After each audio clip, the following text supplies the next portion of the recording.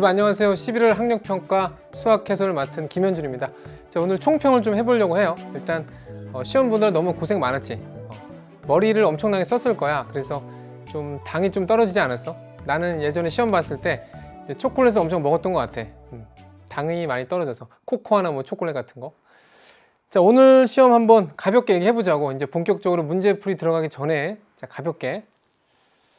자, 오늘 시험은 올해 있었던 네 번째 고1 전국연합 평가죠. 경기도 교육청에서 주관했고요.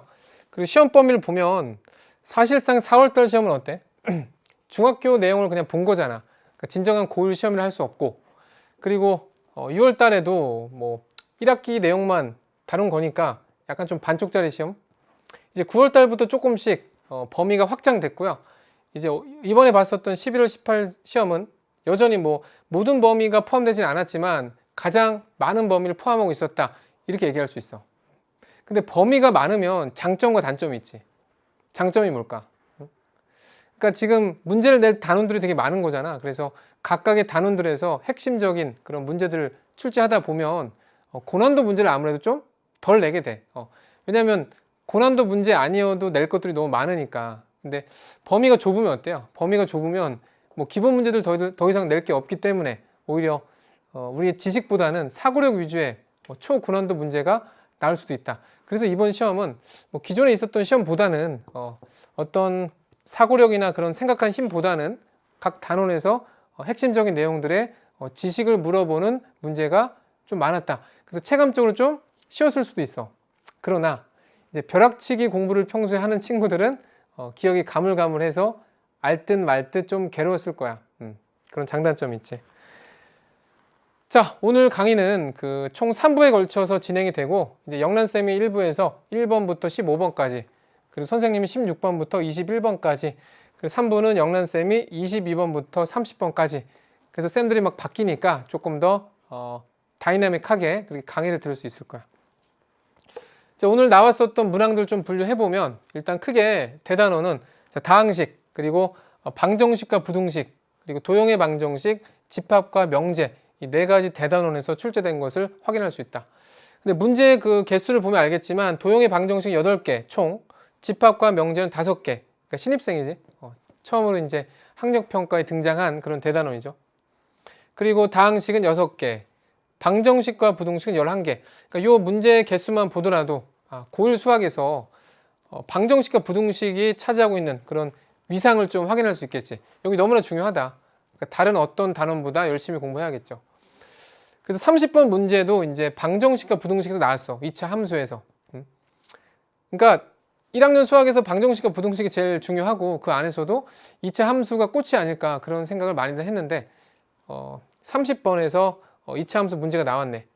반면에 29번, 21번 어때요? 얘는 30번 바로 직전에 고난도 문제지. 그러니까 집합과 명제가 이제 이번에 대단원으로 추가가 됐는데 거기서 좀 변별력 있는 문제를 내려고 노력한 것을 확인할 수 있다. 근데 문제 설명을 들으면 알겠지만 집합 개념을 몰라서 틀리는 문제는 아니야. 추론 문제지.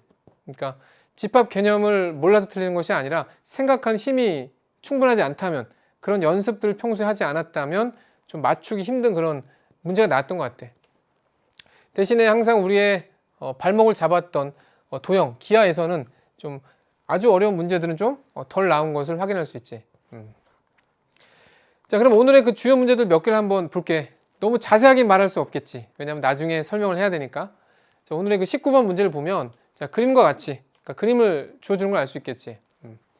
뭐 반지름의 길이가 4이고 중심각의 크기가 90도인 부채꼴, 부채꼴이 있고, 그리고 호도 있고, 수선의 발도 있고, 자, 내접하는 원의 넓이가 4분의 파일 때 세제곱의 합의 값을 구하시오.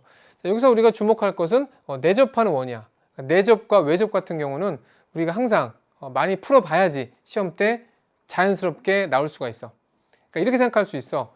옷장에는 옷이 있는데 옷을 어디다 뒀는지를 모르는 거야. 왜냐면 평소에 꺼내서 입은 지가 너무 오래됐거든. 특히 기하가 그런 것 같아. 기하 문제는 주기적으로 계속해서 풀어가면서 머릿속에 있는 지식들이 자연스럽게 인출될 수 있도록 충분히 연습을 해야 돼. 그리고 두 번째는 21번 문제. 이게 이제 집합에서 되게 어려웠던 문제지. 그러니까 집합 자체는 되게 단순해. 지식 자체는. 하지만 추론하는 문제니까 이런 문제는 뭐 단번에 풀려고 욕심을 갖지 말고, 그러니까 내가 문제를 풀 수 있는 솔루션을 생각해낸 다음에 짝짝 풀어 제껴야겠다, 그렇게 생각하지 말고 조건을 만족하는 사례들을 막 나열하고 관찰하면서 그 안에 있는 의미를 발견하면 되게 쉽게 풀 수 있을 거야. 21번은 뭐 2부에서 설명하겠지만 이런 형식적인 집합 표현 방식보다는 그 수직선 위에 집합을 이렇게 그려보면 훨씬 쉽게 풀 수 있거든. 그러니까 주어진 문제가 어려울 때는 나만의 언어로, 나만의 방식으로 좀 재구성해서 푸는 그런 연습을 평소에 했으면 좋겠어. 그렇다고 막 넘사벽 문제 풀지 말고 내 능력을 약간 넘어서는 문제와 좀 썸을 탈 수 있는 그런 문제를 선택하면 좋겠지. 자, 29번 같은 경우는 이것도 집합 문제지. 집합.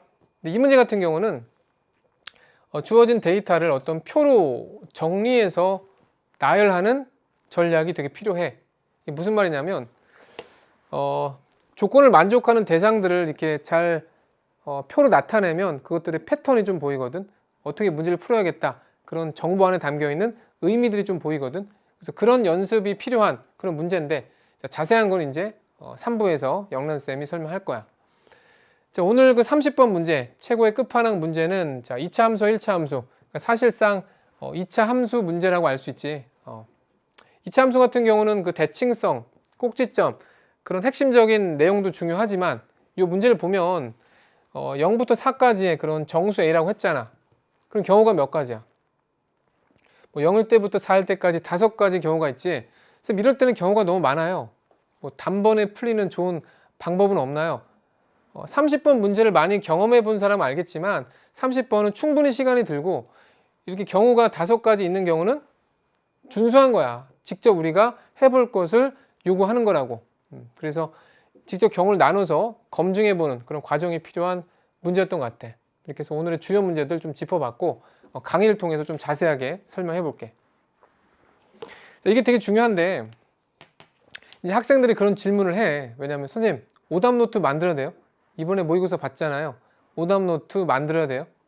그러니까 오려서 붙이는 오답 노트라면 좀 안 했으면 좋겠어. 그러니까 드리는 시간에 비해서 성과가 별로거든. 그 오려서 붙이는 오답 노트보다 더 좋은 거 있잖아. 그게 뭐야? 그러니까 EBS에서 보면 그 풀 서비스에서 우리가 채점하기를 할 수 있지. 그러니까 우리가 풀었던 문제의 답들을 이렇게 입력하면 알아서 오답 노트가 만들어지잖아. 근데 이게 되게 우습게 보면 안 돼. 왜냐면 우리가 앞으로도 계속 2학년 올라가서도 계속 모의고사를 보잖아. 3월달 보고 6월달 보고 그리고 3학년 가서도 계속 보고. 근데 그런 오답 노트가 장기간에 걸쳐서 누적이 되면 모의고사 보기 직전에 그동안 틀렸던 문제만 보더라도 엄청난 효과를 발휘할 수 있고, 이게 수능 가서 진짜 큰 무기가 돼. 왜냐면 수능에서는 왠지 좀 되게 어렵고 힘든 문제만 틀릴 것 같지? 아니야. 우리가 예전에 풀었었고 예전에 잘 풀었었던 그런 문제들을 수능에서 틀리기도 해. 왜냐면 범위가 엄청나게 넓으니까 이걸 다 공부하다 보면 예전에 공부했던 것들을 잊기 쉽고, 특히나 뭐 우리가 틀려서 바로 이해했던 문제들은 그게 알아서 우리가 푼 게 아니라 거의 외워서 풀었을 확률이 굉장히 높거든. 그래서 이런 오답 노트를 EBS 데이터에 정리를 해놓으면 나중 가서 엄청나게 큰 힘이 된다는 것을 지금 얘기해 주는 거야. 오려서 붙이지 말고. 알았지? 자, 이렇게 해서 오늘 총평을 좀 마쳤고, 아무래도 예전보다는 범위가 넓어서 기본적인 내용들 많이 물어봤고, 그런 반면에 가물가물해서 많이들 고생했을 텐데 1부, 2부, 3부를 보면서 자신의 약점을 파악해서 어제보다 더 예전보다 더 업그레이드 했으면 좋겠어. 자, 선생님 준비한 총평은 여기까지고 1부에서 영란쌤과 열심히 공부했으면 좋겠어.